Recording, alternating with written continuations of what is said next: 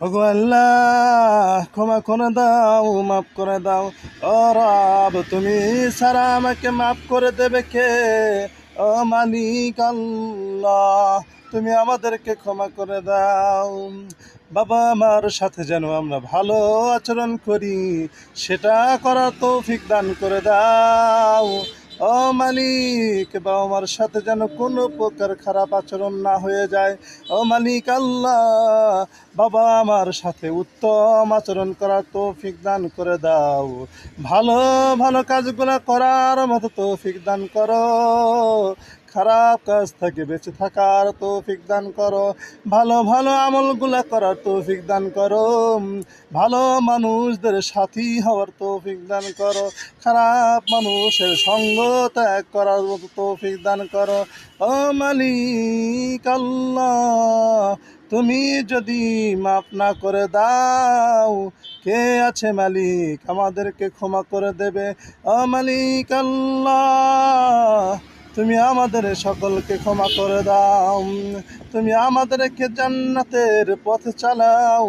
ইহদিনাস সিরাতাল মুস্তাকিম, এই সিরাতুল মুস্তাকিমের পথে প্রতিষ্ঠিত করো। ও মালিক, এই পথে চালাও যে পথে তোমার হাবিব চলাইছে। ও মালিক, তোমার বিশ্ব নবী জনাব মুহাম্মদ রাসূলুল্লাহ সাল্লাল্লাহু আলাইহি সাল্লাম আমাদের প্রিয় নেতা যে পথে চলেছে ওই পথে আমাদেরকে চলাও। প্রিয় নবী মুহাম্মদ রাসূলুল্লাহ সাল্লাল্লাহু আলাইহি সাল্লামের আদর্শ আমাদের জীবনের প্রত্যেকটা ক্ষেত্রে মেনে নেওয়ার মতো তৌফিক দান করে দাও। ও মালিক, তুমি যদি আমাদেরকে মাফ করে না দাও, আল্লাহ তুমি আমাদের যদি কবুল করে না নাও, কে আছে মালিক আমাদেরকে ক্ষমা করে দেবে?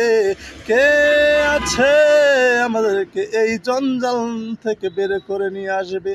ও মালিক, দুনিয়ার বুকে এত জঞ্জাল, এই জঞ্জাল থেকে বাঁচার উপায় নাই। মালিক রে, তুমি আমাদেরকে এই জঞ্জাল থেকে বের করে নিয়ে আসো। তুমি আমাদেরকে জান্নাতের পথে চালাও, নবীদের পথে চালাও। ইহদিনাস সিরাতাল মুস্তাকিম, নবীদের যে পথ তুমি দান করেছিলে আল্লাহ, জান্নাতের যে পথ, ইহদিনাস সিরাতাল মুস্তাকিম, সেই পথে আমাদেরকে চালাও। সেই পথের উপর প্রতিষ্ঠিত থাকার তৌফিক দাও। আশেপাশে তো অনেকগুলা বাঁকা বোকা রাস্তা রয়েছে, যে রাস্তায় আমরা পড়ে যাইতে পারি। ও মালিক, সেদিক থেকে আমাদের হেফাজত করো। শয়তানের ওয়াসওয়াসা থেকে আমাদের হেফাজত করো। ভালো কাজের আঞ্জাম দেওয়ার তৌফিক দান করো।